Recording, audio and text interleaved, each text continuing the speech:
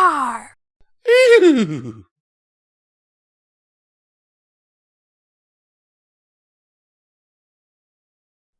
Hello and welcome to Midnight Readings. Today we'll be reading Princess Luna is Dead.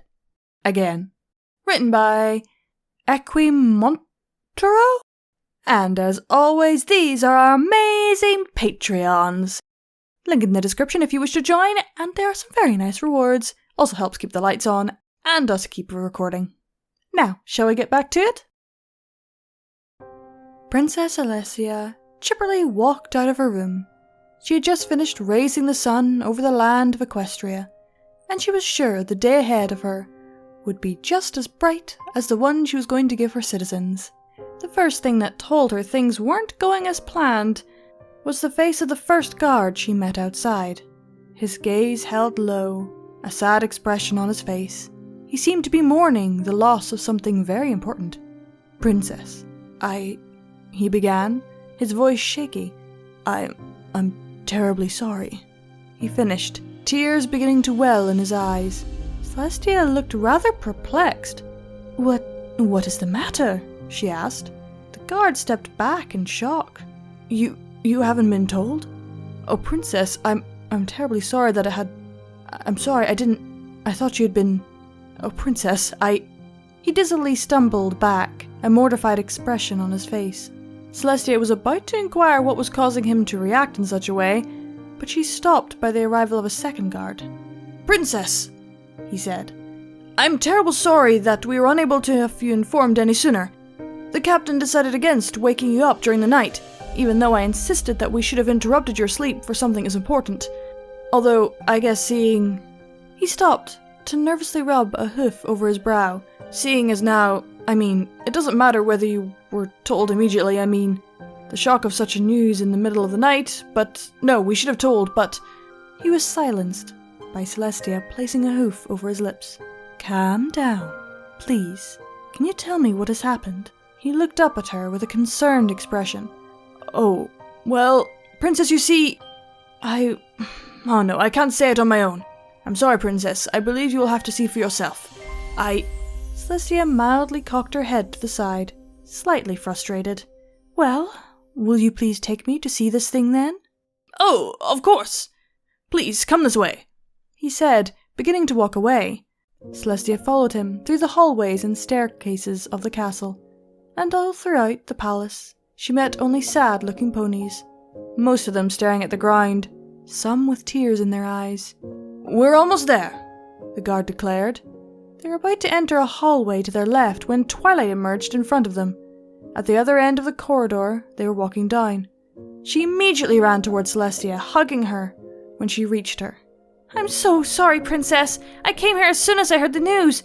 I would never have thought something like this would happen. I don't know what to say." Celestia returned the hug. "I thank you for your words," she said warmly, "although I'm afraid I have not yet been informed of what exactly happened." Twilight jerked backwards with a gasp. "Oh, I thought... Oh, Princess, I would never... I thought..." "Shh. Calm down, Twilight," Celestia said, placing the tip of her wing against Twilight's mouth. Twilight nodded and remained silent, sobbing. She walked into the corridor and entered a small room filled with dignitaries, all of them looking rather sad, although a few appeared to do so more out of necessity than out of honest grief, except for Blueblood, who simply looked annoyed. "I'm terribly sorry for your loss," the old captain of the guard said to Celestia. "We will all miss her dearly," a noble commented. "I never really liked her," the prince said. The guard who had accompanied them to the room coughed and drew their attention. He was standing at the other end of the room, holding a door slightly open, inviting them to enter. They followed him inside, and all the other ponies walked behind them. In the middle of the room was a large open coffin, flowers laying all around it and on the walls. The ponies behind Celestia walked into the room and positioned themselves in various locations, some near the walls and some close to the coffin, all silently mourning and waiting for the princess to walk up to it. Celestia did so. Inside the coffin, laying on her back, Princess Luna was still, her eyes closed. A pony walked up to Celestia. "We found her like this in the corridor. underneath the broken chandelier. It must have fallen on her head. We checked her pulse and breathing, but it seems we find her too late. Nothing of what we did mattered, and she was already dead when we arrived." "I understand," said Celestia. She walked closer to the body and raised a hoof to caress her sister's cheek. Then she slapped her. The ponies near her gasped. Twilight gasped. The guards gasped. Luna gasped. "Sister, do you consider that to be an acceptable way to wake someone up?" the blue alicorn asked, lifting her head to look at Celestia. The guard gasped. Twilight gasped.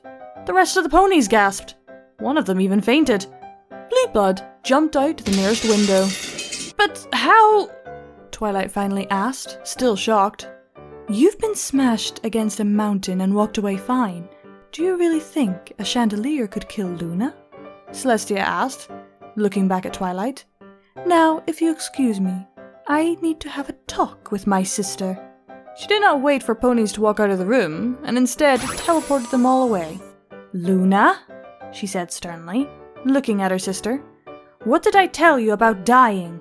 "That it is not something alicorns do," Luna frowned. "I still don't get it. Every pony else dies. What's so bad about me doing it every once in a while?"